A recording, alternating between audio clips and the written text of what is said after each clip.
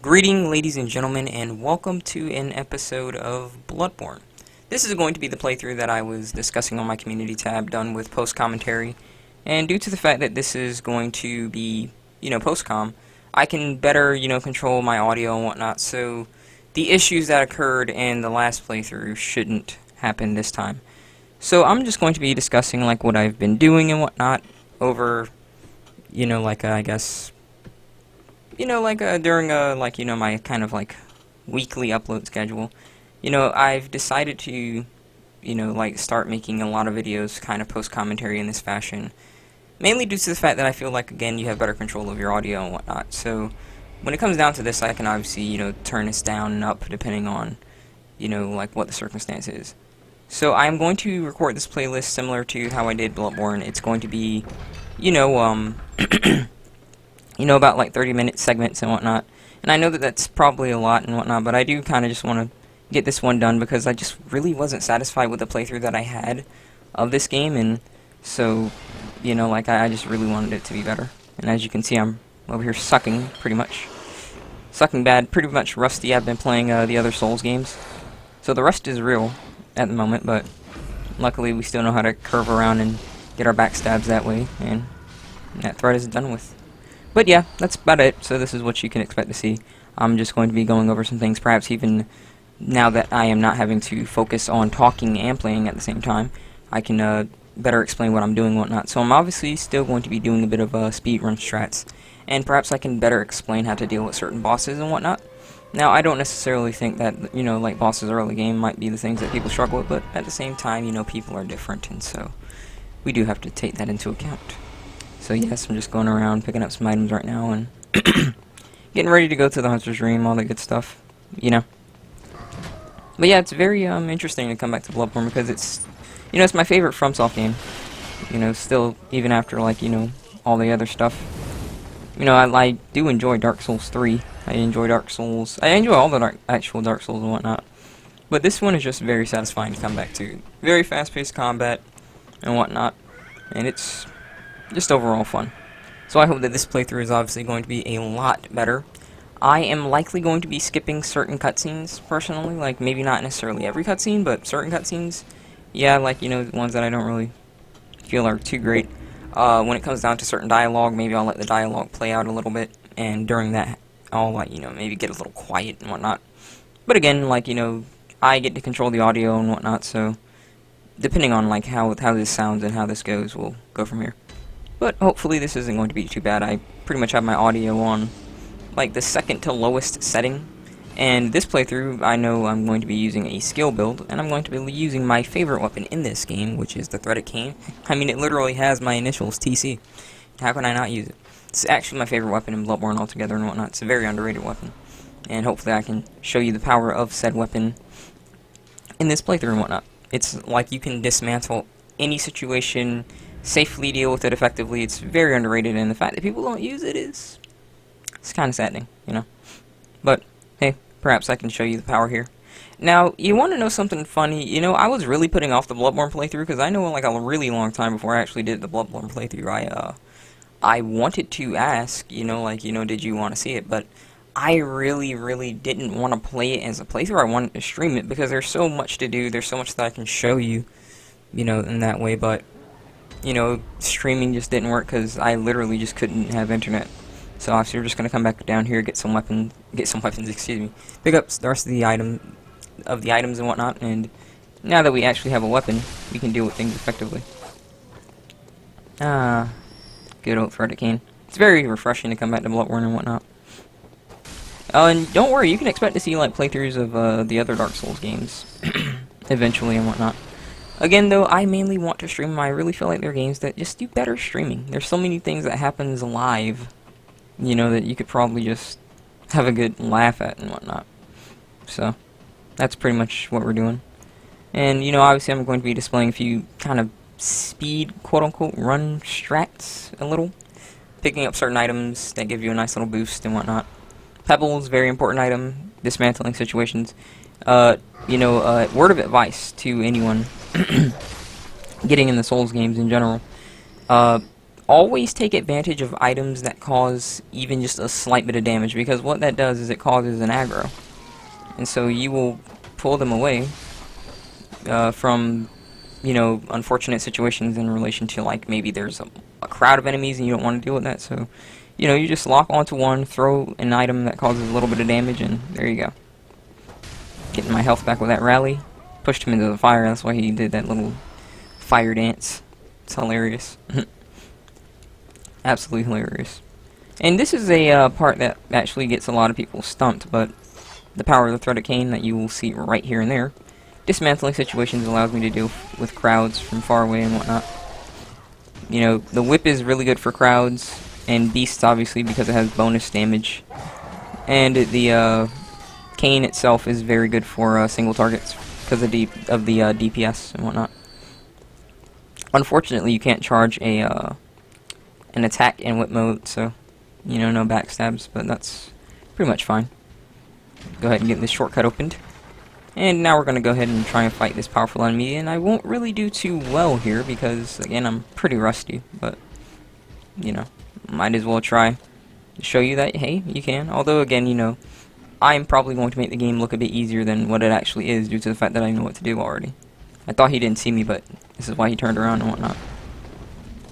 So, yeah, just look at this. Just a bit of rust. Not knowing what to do and whatnot. Now, a lot of the attacks that these things can do, they usually don't do right here, like this one. Mainly because this one is pretty early game, so they don't want to show you his full arsenal yet. But trust me, later in the game, they are much more aggressive. And that's what's really cool about Bloodborne right here. You can parry from a distance, dash in, and get your visceral. Really nice stuff. Thought he was going to drop blood vials, but he didn't this time, so kind of wasted that one, but it's alright. We shouldn't really need him too bad. Now, there are a few items over here that is worthwhile, but it's not really worth dealing with this entire crowd, so this is why you're going to see me running past them in a moment. Obviously, there is a bloodstone shard over here, which is what you need to upgrade your weapon, and so you come over here. But this guy is around, and this is another thing that I like to call it, the threaded cheese, baby. Just hit around corners, it's just really nice. It's really nice. And if you see me move the camera and flick it a lot, that's because I know it doesn't extend the hitbox, but it really does feel like it does sometimes. Because like if you start in one area and then you like flick your camera around with like weapons like the threaded cane that have like big sweeps, it really just feels like it hits more enemies. So that's pretty much just all there is to it.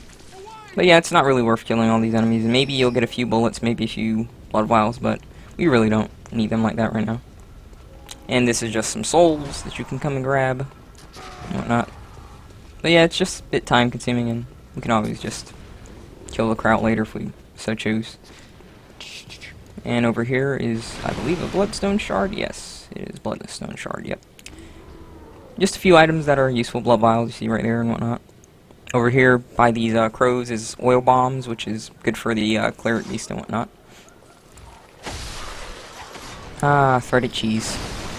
Smacking enemies from far away, it's very satisfying. We're gonna go ahead and run back up this way. And here is something that you can do, but unfortunately I was just a little too hesitant. That little stutter that I did. You're supposed to go run right up and you can just charge and get the backstab, but parrying works. Eviscerating the enemy always works. Molotovs, blood vials, and a torch. Good stuff. Obviously we're gonna go head by these dogs. And here's something very useful for you guys, because if you want to stop any of the dogs from breaking out, you have to be quick. Mainly just eviscerate these two guys right here and run over and perform a running attack before he breaks out, because if you even hesitate for a second, he will actually break out. So that's how you can stop them from breaking out. Go run up here, get this shortcut back to the area and whatnot. So this is really good stuff, making really good progress. But yes, that's pretty much what I'm going to be hoping to accomplish in this playthrough. Maybe explain certain things better.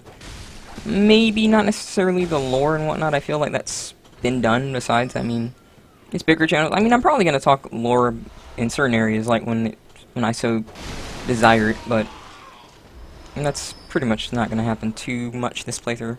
Just a little, you know.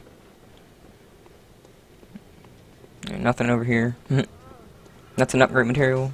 Guarded by this guy. Don't mind the sucking, missing right there. Also, good advice for the threaded cane if you so choose to main it. Integrate R2s in your R1 combos. The combos work best when you know, are changing in an R1 and R2 and whatnot. You know, they work best that way. I do love some Castlevania though, so that's why I really chose to do that. You know, in all honesty, I wouldn't mind a Lords of Shadow playthrough, a Lords of Shadow thing. I know people didn't like that because it wasn't the traditional Castlevania, but I felt like the combat was better, you know. I guess mainly because it was like, you know, in 3D and whatnot, so I don't know, that's just me. I like a good hack and slash here. You know, I don't necessarily need crazy and intense combat like the Souls games does. Like, I just need, you know, a good hack and slash. That's why I like Devil May Cry a lot. You know, it's pretty good. I thought I was really going to be able to handle these wolves, and so, you know, don't do what I'm doing if, like, you don't think you can handle it. I thought I parried. That's why I dashed in. Yeah, but there is a shard over here that you can run to. And a word of advice, if you want to be absolutely safe, what you can do is you can save quit. That means opening your menu and just quitting the game, because that actually resets enemy AI. But they weren't as aggressive this time, so I just said I'll just bait them out and then run around them that way.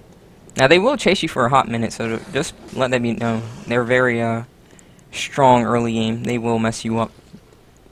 This is where a lot of people actually get wrecked a lot, because these wolves are designed to hit you if you keep moving back from them. If you move back from them, you will just keep getting attacked. If they land a hit, they'll just keep attacking you if you like back up and whatnot. So that's where a lot of people get screwed over. And you hear them over there roaring and whatnot in the distance. You know, I really hope that they make a Bloodborne like port or something on PC. It's just such a great game. And this is one of the flaws of the pistol, although this is pretty much the only flaw of it, because it's literally more damage than the shotgun, which I have many things to say about that. But the main problem with the pistol is, since it's just one bullet, certain like enemies that are thin, if you shoot, you have a good chance of missing if like they move their hitbox. So it's that. Now here's a nice little technique. There is an enemy up ahead, not this rat, a strong enemy. That like lichen dude that you saw, but he has like a pole. So you can come over this raptor, quick step off, plunging attack that rat, and you end up usually far away enough so that the fall does not alert him. And you silently approach just with walk speed over here, and you can go ahead and get a backstab. He would have turned around if he heard me, so you can get a free little backstab over here by just being sneaky. And kapow. And word of advice, if you do backstab an enemy, you can pretty much put them in an infinite loop for the most time. There's only a few enemies that I know can break out of it. Usually they're bosses and whatnot, but even there are some bosses that you can actually loop. Even the one in the Chalice dungeon. We'll go ahead and put our set on right now. There's one in the Chalice dungeon, I think she's the last one, Queen Yarnum or something. If you have the Augur of Abriatus and whatnot, ever since they changed it to backstab, you can infinitely backstab her. It's super cheesy, but who doesn't like cheese? I actually love cheese, man. Big cheese fan. The threaded cheese, baby. And obviously this is a big trap. And that's another word of advice for anyone getting in the Souls games. If you see an item, you know, surrounded by something that you think is dead, just don't fall for that. I don't care if it's bones. Those bones might wake up or something. Look at this guy, just walking on me. Piece of trash. Threaded cheese, dismantling situations. I love it, baby. What an interesting attack, you know what I mean? Just seriously. You will notice that I am aiming the camera down at certain times. With this, it's mainly because enemies that are low to the ground and whatnot, you need to like aim for them and whatnot. Because sometimes locking on isn't really enough, so just looking down is usually the best way to go about hitting them and whatnot. You don't necessarily need to kill these, but you know, I'm just doing it. Getting a few souls here and there. Crows just Sounding like dogs. Gotta love it. Gotta love it. But yeah, in certain areas, I just want to give you guys a heads up right now. Like, it's going to look a bit grainy, and it's mainly again because Bloodborne can't handle. I said this in like a previous video of mine, but Bloodborne isn't really, like it can't handle 30 FPS sometimes. It's unfortunate, but just is what it is. Putting this hunter mark on my quick menu so that I can have an access to getting out of dodge if I so need it. But usually save and quitting works just as well. Go ahead and deal with these things real quick. But yeah, it can be a bit grainy in certain areas. It's not because the game's bad or looks ugly. It's just not really designed, like to like be optimized 100% at 30 FPS. So that's why I really wouldn't mind a port. Again, though, I don't really give a crap about graphics. Like, I mean, Bloodborne, there's plenty of like 120 FPS games these days that are absolute trash anyway. So, I mean, for example, like, I'm not ripping on Cyberpunk, but you guys saw my recent video discussing the gaming industry in general, and why I just said, like, hey, these games can look beautiful and they can look amazing, and they're still not really the best thing to play.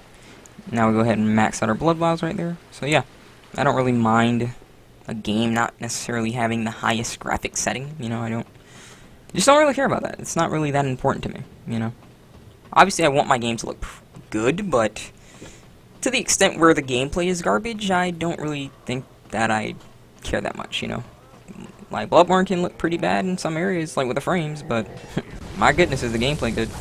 Also, this guy gets knocked down because he is programmed to, hit the rock, but he also tries to move forward right after hitting the rock because, obviously, you're next to him, and so if that happens, he just gets hit by the boulder, and he just gets knocked down.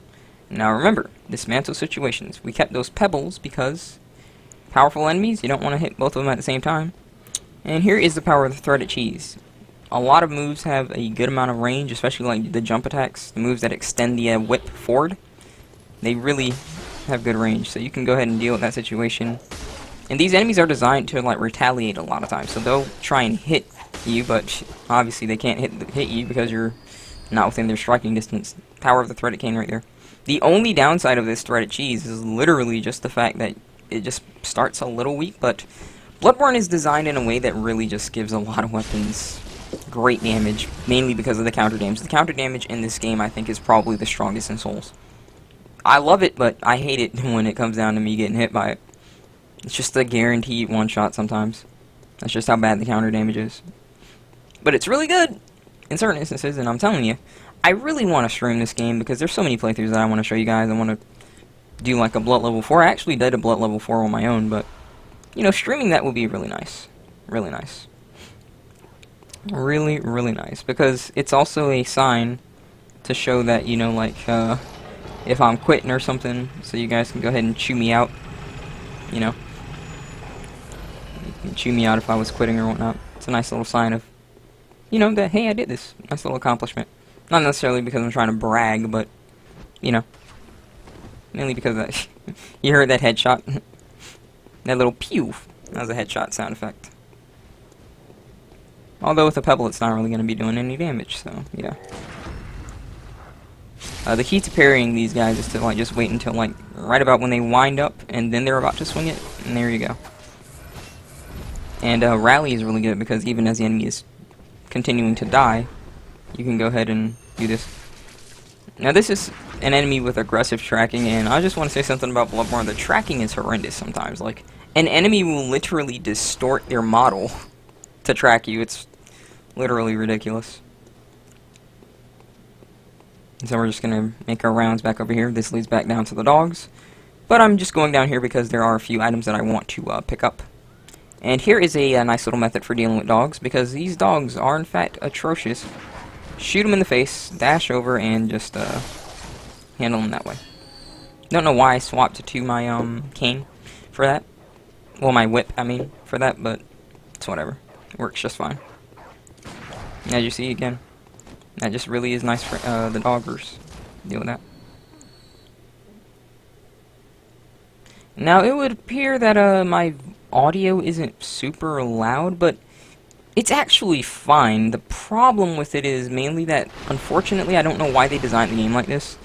In certain instances, if you do not have the camera adjusted on the person speaking, it sounds a lot lower than what it actually is. You know what I mean? So it's just a little weird. It's just a little weird in general. Now, my main concern with this playthrough is just that I don't get copyrighted. Although, like, I didn't get copyrighted on my last playthrough, but YouTube's constantly changing, and it usually appears like it's for the worst in relation to music and copyrighting and whatnot. I'm telling you, it's like I said, like one of these days that I would be scared that I get copyrighted for having crickets. And an outsider. What a mess you've been called to be. And tonight of all nights. Here, to welcome the new hunter. Prepare yourself for the worst. There are no humans left. They're all flesh-hungry beasts now. Still lingering about. What's wrong? A hunter unnerved by a few beasts. No matter. Without fear in our hearts, a little different from the beasts themselves. Just being a little quiet so that you can hear some of the dialogue and whatnot. Still doing here. Enough trembling in your boots. A hunter must hunt. A hunter must hunt. I like that though. You know, I really feel like there's not a lot of don't take this the wrong way, but there's not a lot of inclusion of like kind of like not foreign, but I guess foreign in a way. Depending on where the game's made, and then it's foreign or it's not foreign. You know, like I feel like we don't have enough like Irish, Scottish, Swedish voice actors in a lot of video games, so I'm not sure what accent that is. It sounds Irish, but hey, maybe it's not, you know. Go ahead and get these bloodstone shards. The other corpse over there is the saw spear. Very, very good weapon. To me, the best weapon for soul level 1, well, blood level 4 in this case, which is blood level 1 pretty much. That's as low as you can get. Very good weapon. That's my weapon of choice for my blood level 4 playthrough. I really rocked. I rocked a lot of bosses with that thing. It was really cool. It was really cool. You could get a lot of damage done with that thing. Go ahead and climb this ladder back to the elevator. And we're going to go ahead and conclude it once we get down to the Hunter's Dream and whatnot. But yeah, this is just, you know, a little explanation. Wouldn't be post-com stuff, so you guys can tell me how the audio is and whatnot. Again, I do expect it to be better. I'm probably going to up the audio quite a bit more and whatnot, because again, last time, due to the fact that I was recording with my mic, you know, like connected to the capture card, the audio and the game audio was all together, so I couldn't separate it. But now, since it's post-commentary, the audio is going to be on a different timeline altogether, and so I can obviously edit that much better that way. I may or may not, you know, again, up the audio just a smidgen for the, you know, like for the actual, again, voices of the actual characters, just to see if that helps a little, but that's about it. But the main problem, again, is just ragdoll. I'm just playing around over here. It's just mainly, if the camera isn't aimed at them, then they sound soft sometimes, so that's about it, though. Go ahead and go over here. The loading screens, though. Sometimes they're vicious, sometimes they're not. I don't really think this one was too vicious, looking at the timeline and whatnot. But yeah, that's pretty much going to go ahead and wrap up this episode, and I'm just going to go ahead and upgrade these, well, upgrade my threaded cane. Excuse me, not upgrade these. Go ahead and get this upgrade. You can get a level 2 weapon if you grab all the shards and whatnot. And so, just doing that, just knowing what to do, obviously prepares you a bit better. So that's going to conclude this first episode of Bloodborne, and when we come back next time, we are going to go ahead and handle 2 bosses. So you can go ahead and look forward to that. Thank you all for watching, and I will see you in the next one.